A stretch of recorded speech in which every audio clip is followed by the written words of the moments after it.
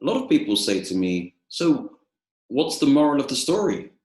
Or what's the meaning of the story? And to be honest, I'm not really a big one for morals of stories. I'd much rather find out what it means to you, the listener.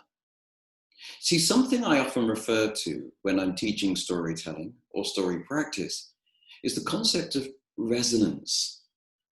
What is resonance? Some people ask me. What are you meaning when you say, does it resonate? What I mean is this. There are plots, characters, situations, metaphors, archetypes that seem to trigger something in the listener. They may recall an experience or other stories that the listener has heard. And the listener, through resonance, starts to understand the possibility of a meaning, of a message. Maybe they turn it into a moral.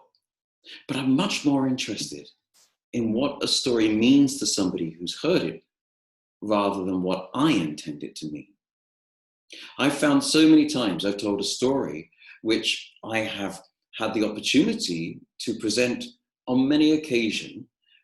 And on this particular time when I'm telling it, I find that somebody brings me something that story means to them that I never considered before. And yet it's pretty much the same story that I'm telling. So let me tell you a short story. And I would love you to put something in the comments to say what this story might mean to you. What's the moral of the story, if you like, if you need to use those terms? But just tell me, what does it make you think of? What does it remind you of? How does it resonate with you? There once was a king who thought he was cleverer than all the other people in his court, especially his servants. And so one day he brought his servants before him and said that he would give them a bag of gold coins each, which they could spend in the market as long as they realized that any coin they did not spend would have to be returned to the king within 24 hours, and they could not make a single purchase unless they looked at the king's face first. Well, the servants all picked up the gold coins, those bags in their hands, and they ran out of the palace and down into the marketplace, eager to spend the money. But of course, they needed to see the king's face first. And so they didn't dare open the bag. No, they held on tight and ran around looking for the king. Where would he be? Would he be in disguise? Would there be a painting of him, a statue of him? Well, those servants spent the whole day in that market, and none of them bought a single thing, not even any lunch, because they never saw the king's face. And at the end of the day, each one of them came back to the palace with those gold coins still in the bag still unopened. They had to bring their coins back to the king, and the king laughed. I knew that you would be so eager to spend my money, and I wanted to see how foolish you would be running around the market looking for my face, knowing that you had to look at my face first before you spent my money. But I wasn't there, so you never saw me. However, one of the servants arrived at the palace later than the others, and he had an empty bag. And he was followed by all sorts of people from the market carrying all the things that he had bought.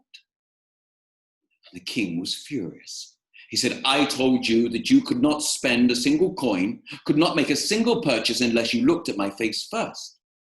But I did see your face, your majesty, said the servant. I saw your face every time I made a purchase. How can that be, said the king? I have been in the palace the whole time, and look, your fellow servants here never saw my face. Oh, but your majesty, I'm sure you remember that your face is on every single coin.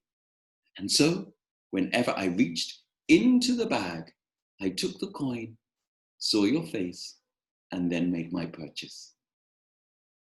And the king realized how foolish he had been. He had forgotten that his face was on every single coin. And then he laughed. Yes, of course. This was my test. Yes, my face is on every single coin. And this is the only servant who was clever enough to spot it. Well, you can keep everything that you have spent your money on. Well, Your Majesty, if you are so generous as to allow me to have all of these things, then they are to do with as I wish. So I will say to my fellow servants, come, please share in my good fortune. It was not my money, it was His Majesty's money. And yet He allowed me to spend it because I was able to see His face. And I wish to share with you all of my good fortune. So come, my brothers, my sisters, come, help yourselves to all of the things that I have bought, and let us share in this good fortune together. And that is the story of the king's face. A clever story, a fun story. Does it have a moral? That's up for you to decide. So let me know, what does that story mean for you? How does it resonate with you? And this week, step by step, the journey into storytelling and story practice will begin. And there will be many sessions to come, but the first is about to start. The first step will be made. See you there, hopefully. Bye-bye.